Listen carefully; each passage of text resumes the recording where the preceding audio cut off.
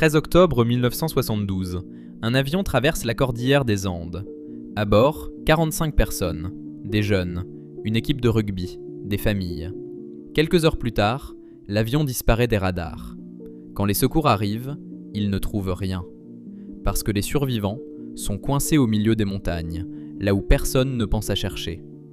Ce vol, c'est le vol Fuerza Aérea Uruguaya 571. L'appareil transporte une équipe de rugby amateur, le All Christians Club, accompagné de proches et de membres d'équipage. Leur destination, le Santiago, pour un match. Mais en traversant les Andes, les pilotes commettent une erreur fatale. Ils pensent avoir franchi la montagne, alors qu'ils sont encore en plein cœur du massif. L'avion percute une montagne à plus de 3500 mètres d'altitude. L'impact arrache les ailes. Le fuselage glisse sur la neige comme un traîneau lancé à pleine vitesse. Certains meurent sur le coup, d'autres survivent, gravement blessés. Et autour d'eux, rien.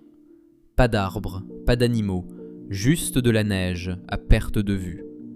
Les survivants s'organisent. Ils récupèrent tout ce qu'ils peuvent, morceaux de valises, sièges, vêtements. Ils transforment le fuselage en abri. Mais très vite, un problème apparaît. La nourriture. Quelques barres chocolatées, un peu de vin, rien de suffisant pour survivre longtemps. Pendant plusieurs jours, ils attendent les secours. Ils entendent même des avions passer, mais personne ne les voit.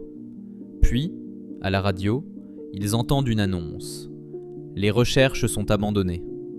À partir de ce moment-là, ils comprennent. Personne ne viendra. Les jours passent. Le corps s'affaiblit. Les pensées deviennent confuses.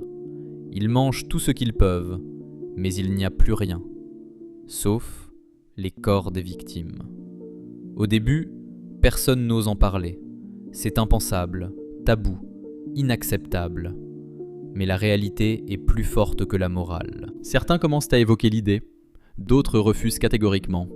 Finalement, ils prennent une décision collective. Pour survivre, ils vont utiliser les corps comme source de nourriture. Ce moment les brise. Ils ne sont plus seulement des survivants. Ils deviennent autre chose. Certains prient avant, d'autres pleurent, mais tous savent qu'ils viennent de franchir une limite irréversible. Comme si l'enfer n'était pas suffisant, une avalanche frappe le camp. Le fuselage est enseveli. Plusieurs survivants meurent. Les autres restent bloqués pendant des jours. Après plus de 2 mois, ils comprennent qu'attendre ne suffit plus. 2 d'entre eux, dont Nando Parrado, décident de partir. Ils vont traverser les Andes, à pied, sans équipement adapté, sans carte fiable, juste avec leur volonté. Pendant 10 jours, ils marchent, faim, froid, épuisement. Mais ils continuent, parce que derrière eux, il y a les autres. Finalement, ils croisent un berger. Le contact est établi. Les secours arrivent. Après 72 jours, 16 survivants sont sauvés. Quand la vérité éclate, le monde est choqué. Mais avec le temps, les gens comprennent. Ce n'était pas un choix, c'était survivre ou mourir. On aime croire qu'on sait ce qu'on ferait dans ces situations, mais la vérité, c'est qu'on ne sait jamais, jusqu'au moment où ça arrive. Si cette histoire t'a marqué, abonne-toi, parce que certaines histoires vraies sont plus choquantes que n'importe quelle fiction.